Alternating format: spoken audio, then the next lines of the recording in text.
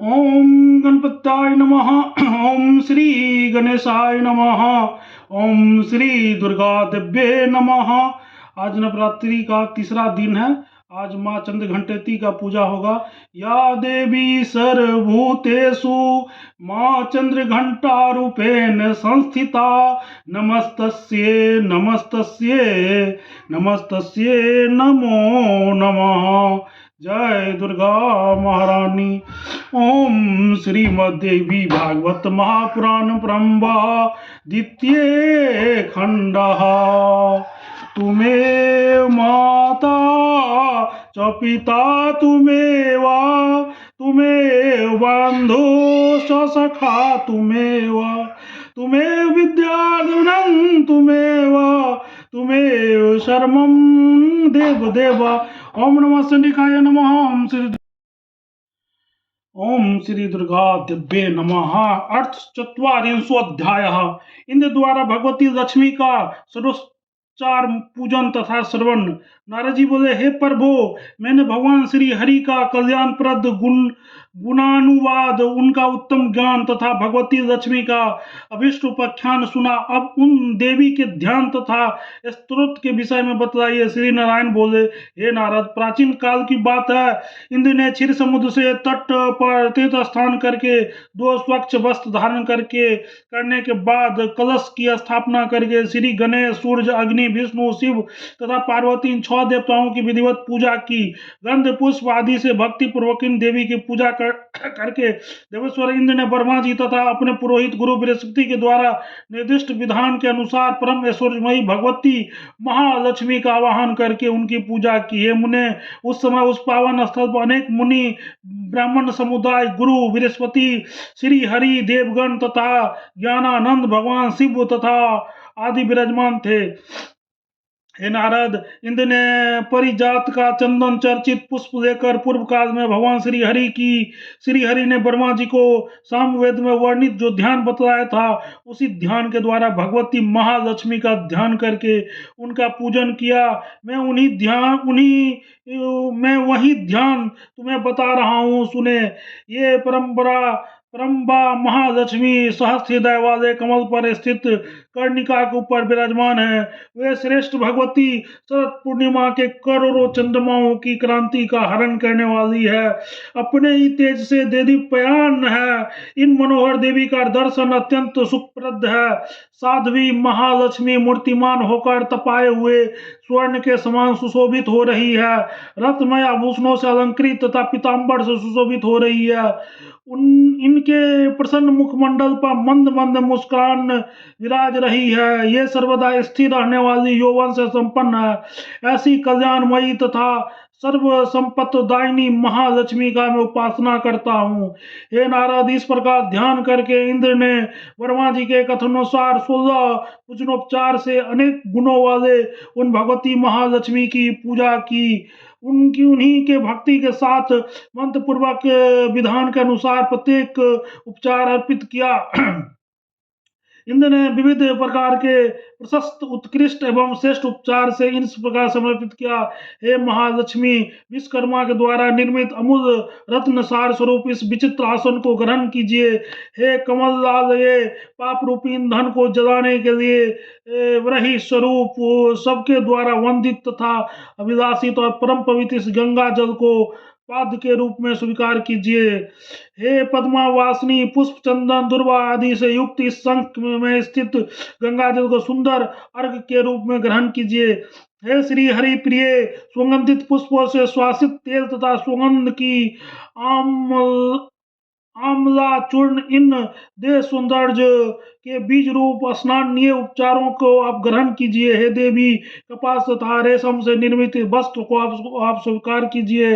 हे देवी, स्वर्ण तथा रत्नों से निर्मित देह सौंदर्य की वृद्धि करने वाली, ऐश्वर्य प्रदान करने वाली, संपूर्ण सुंदरता के कारण स्वरूप तथा शीघ्र ही शोभा प्रदान करने वाली श्रेष्ठ रत्नमय आभूषणों को अपनी शोभा के लिए आप ग्रहण कीजिए। हे कृष्ण कांते, वृक्ष के रस के रूप में निकले हुए सुगंधित द्रव्यों से युक्त व पवित्र धूप आप ग्रहण करें। हे देवी, सुगंध से परिपूर्ण तथा सुखप्रद इस चंदन को आप स्वीकार कीजिए। हे सुरेश्वरी, जगत के लिए चक्षु स्वरूप, अंधकार दूर करने वाली सुख रूप तथा परम पवित्र इस दीपक को आप स्वीकार कीजिए। नाना प्रकार को उपहार स्वरूप अनेक विध रसों से युक्त तथा अत्यंत स्वादिष्ट इस नैवेद्य को आप स्वीकार कीजिए। अन्न ब्राह्मण स्वरूप होता है, यह प्राण रक्षा का परम कारण है, तुष्टि तथा पुष्टि का प्रदान करता है। अतः हे देवी, आप इस अन्न को ग्रहण कीजिए। हे महालक्ष्मी, शर्करा तथा गो घृत मिलाकर अगहन की चावल से तैयार किए हुए स्वादिष्ट पकवान को प्रमाण के रूप में आप स्वीकार करें। हे परमेश्वरी, शर्करा तथा घृत में पकाए गए यह स्वादिष्ट और अत्यंत मनोहर स्वस्तिकम नामक नवेद आप ग्रहण करें। हे अच्युत प्रिय, ये अनेक प्रकार के सुंदर पकवान तथा फल और सुरभि धेनु के स्तन से दूहे गए मृत्यु लोक के लिए अमृत स्वरूप अत्यंत मनोहर तथा सुस्वाद दुग्ध को आप स्वीकार कीजिए। इक से निकाले गए अत्यंत स्वादिष्ट रस को अग्नि में पकाकर निर्मित किए गए इस परम स्वादिष्ट गुड़ को आप स्वीकार कीजिए।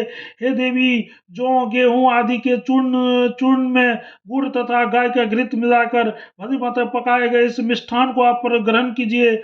मैंने धान के चूर्ण से बनाए गए स्वादिष्ट आदि से युक्त पका हुआ नैवेद्य को आप भक्ति पूर्वक अर्पण कीजिए और इसे स्वीकार करें।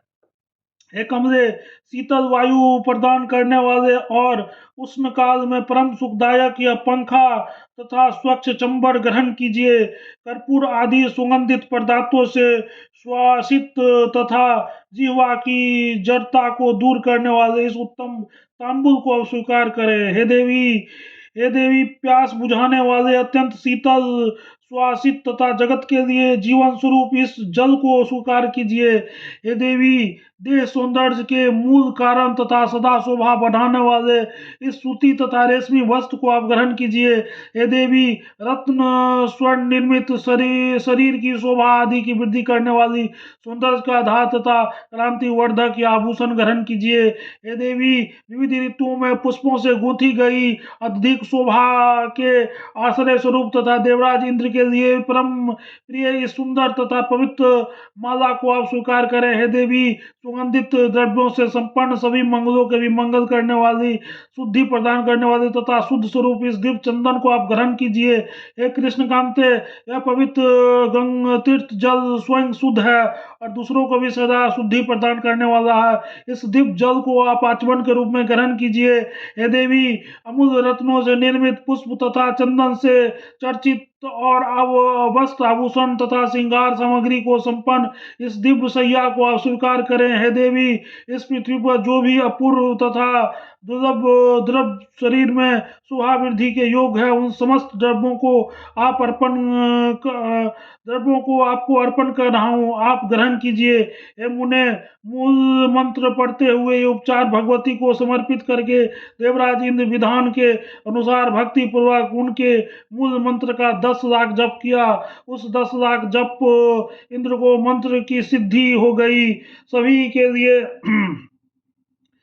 के लिए कल वृक्ष के समान यह मूल मंत्र उन्हें ब्रह्मा जी के द्वारा प्रदान किया गया था। पूर्व में लक्ष्मी जी श्रृंग माया बीज, हिरिंग काम बीज, क्लिंग और वान बीज एंग का प्रयोग करके कल वासनी शब्द के अंत में रे चतुर्थी विभक्ति लगाकर पुनः स्वाहा शब्द जोड़कर कर देने ओम श्रृंग हिरिंग क्लिंग एंग कमल वासनीय स्वाहा, यही मंत्र वैदिक मंत्रोच्चार के रूप में प्रसिद्ध है। कुबेर ने इसी मंत्र के द्वारा परम ऐश्वर्य प्राप्त किया था और दक्ष सारणी नाम के मनु ने राजेश्वर का पद प्राप्त किया था। मंगल इसी मंत्र के प्रभाव से 7 द्वीपों के राजा हुए थे। नारद, प्रियव्रत, उनादपाद और केदार, ये सभी इसी मंत्र के प्रभाव से परम सिद्ध राजाधिराज बने। इसी मंत्र से सिद्ध हो जाने व भगवती महालक्ष्मी ने इंद्र को दर्शन दिया। उस समय वे वरदायिनी भगवती सर्वोत्तम रत्न से निर्मित विमान पर विराजमान थी। उन्होंने अपने तेज से 7 दीपों वाली संपूर्ण पृथ्वी को व्यापक कर रखा था। उनका श्री विग्रह श्वेत चंपा के पुष्प की आभा के समान था। वे रत्नमय आभूषणों से सुशोभित थी।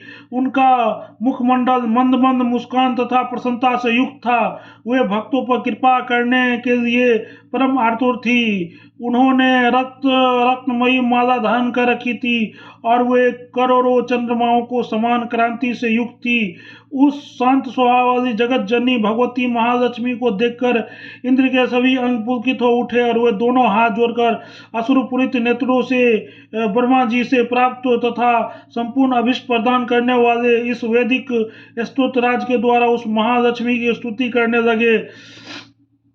सुंदर बोले, भगवती कमलवासिनी को नमस्कार है, देवी नारायणी को नमस्कार है, कृष्ण प्रिया महालक्ष्मी को निरंतर बार बार नमस्कार है। कमल पत्र के समान नेत्रों वाली है, कमल के समान मुख वाली को बार बार नमस्कार है। पद्मासना पद्मिनी वैष्णवी को बार बार नमस्कार है। सर्व सम्मत स्वरूपा तथा सबके आराध्य देवी को बार बार नमस्कार है। भगवान श्री हरि की भक्ति प्रदान करने वाली तथा हर्षदायिनी भगवती लक्ष्मी को बार बार नमस्कार है। हे रत्न पदे, हे शोभने, कृष्ण के वक्षस्थल पर सुशोभित होने वाली तथा चंद्रमा की शोभा धारण करने वाली आप कृष्णेश्वरी को बार बार नमस्कार है। संपत्ति का अधिष्ठात्री देवी को नमस्कार है। महादेवी को नमस्कार है। वृद्धि स्वरूपनी भगवती महालक्ष्मी को नमस्कार है। वृद्धि प्रदान करने वाली महालक्ष्मी को बार बार नमस्कार है।